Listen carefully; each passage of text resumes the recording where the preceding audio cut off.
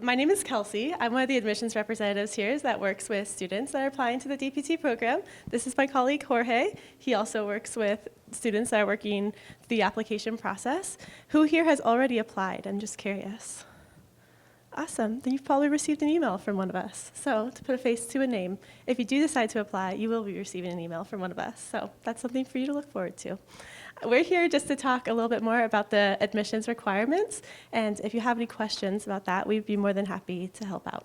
So we're going to talk about the admissions requirements and about financial aid just briefly. To be honest, when it comes to financial aid, we won't be able to go in detail about that, but our student council department would be happy to talk with students about that, but they primarily start working with students through financial aid if they're admitted into the program. So that's just something to keep in mind. But I'll go over the basics, and then if you have any questions about that, I'm happy to help out as well. So these are the admissions requirements for the program. This program requires a bachelor's degree, the prerequisite courses, a minimum of a 3.0 GPA, science GPA of a 3.0, and about 100 hours of clinical experience. Other requirements, you will be applying through PT-CAS. Is everyone familiar with PT-CAS? Perfect. So if it links from our website to PT-CAS, that's okay. That's where you want to be. You can fill out the application there. And pretty much everything is done through PT-CAS. You'll upload transcripts. You'll upload all the documentation. And then after you go through that whole process is when the application gets sent over to us. And then we'll start working with you through that process. You will, upload official transcripts, and then you'll need 3 letters of recommendation. And again, that'll all be through PT-CAS. So you can upload those letters, include contact information, and PT-CAS should be able to walk you through that as well. These are just a list of the prerequisite classes. If you have specific questions about if the classes that you've taken are considered transferable for the prerequisites, that's a great question for Anel.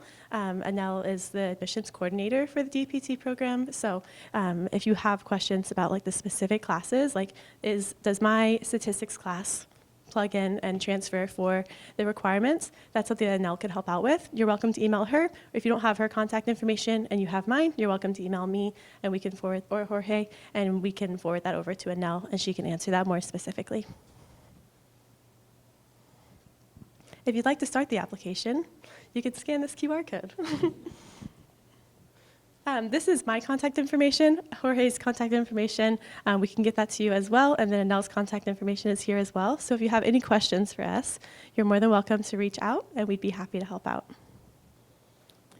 So a little bit about financial aid. The program, the DPT program, is 124 units, and the unit cost is about $935. So the cost per unit, or the cost for the program, if you just multiply the cost per unit multiplied by the number of units, is about $115,940. So again, that's before financial aid. So that's just the sticker price of the cost of the program, and that's the total cost for the 3 years. One thing that's great about a doctoral program is that unit cost is locked in for the whole time that you're in the program. So depending on when you start, whatever the unit cost is, if you finish within a certain amount of time of starting your degree, that unit cost will stay the same. If you're familiar with tuition in undergraduate programs, sometimes it changes each year. It normally goes up each year, and that's not the case for doctoral programs here. So that's a benefit for you.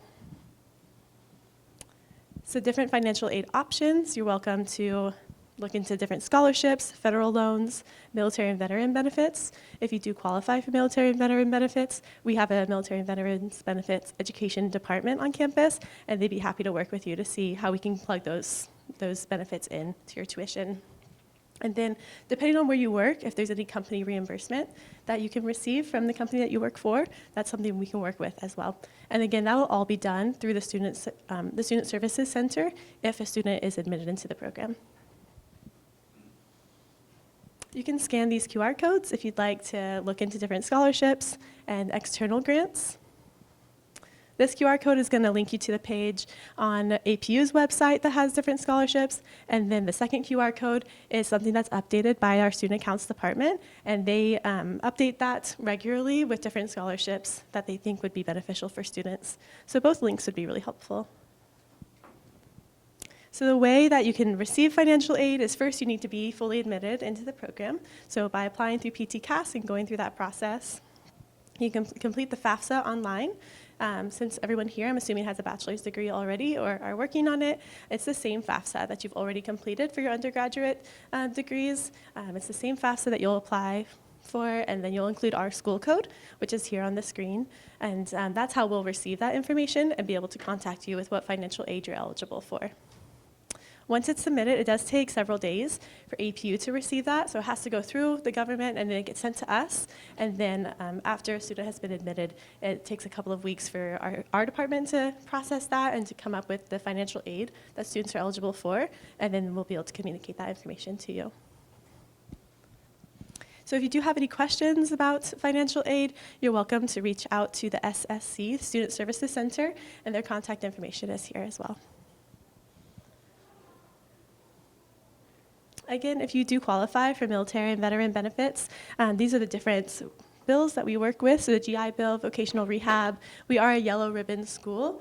And for tuition assistance, you can talk with your student accounts specialist, and they should be able to give you more information about that. The student account specialist is the person that you'll be in contact with through the Student Services Center. Thank you. Is there any questions that we can help out with? Yeah, so the question was, when it comes to recommendation letters, that it's 2 faculty and 1 therapist, is it okay to have 2 therapists and 1 faculty? I would double check with Anel. I would say it's worth asking. I mean, those are subjective calls in general. But yeah, I would ask Anel. I think we've heard that question before, and I think it's been okay. But yeah, definitely good to check with Anel. Any other questions we can help out with? So the first question was, is GREs going to be considered for the 2024 cohort, right? And it is not going to be part of the calculation. It used to be. And then does it impact admissions, or is that the question? In general, I would say in general, it works better for everybody, because GREs, as I recall, was not easy, for one. And I'm not sure if, as we've been trying to track, is GREs predictive of success? Is it predictive of failure? Because we don't want people coming in and then not being able to make it through, right? Then there's a big debt burden. And we also want to be able to find people who can get in and can do the work so that they can be transformed to help people. And we have not found necessarily that the GREs predicts that. And so it removes that burden on the student side, and it generally streamlines and possibly enlarges the group from a diversity standpoint as well for people incoming. So this is, I'm part of the admissions committee. We've been talking about this a lot, and this is what we've decided to do for the foreseeable future. Anything else we can help out with? I graduated in 2020. A couple of my professors actually left the department for kinesiology. Could I still use their reference if they were to offer? Yeah, the question was if recommendation can still be used if the professor is no longer working for the school. Yes, I would say that can be, since they know you as a student. That's what they're trying to determine, is get a professional opinion of how you were as a student. Thank you. So the question is about lab requirements for classes.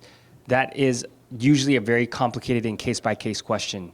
Does this class lab count, and is this acceptable as a lab class? So again, those are questions that usually someone like you would bring up to Anel, and then Anel will touch base with the admissions team.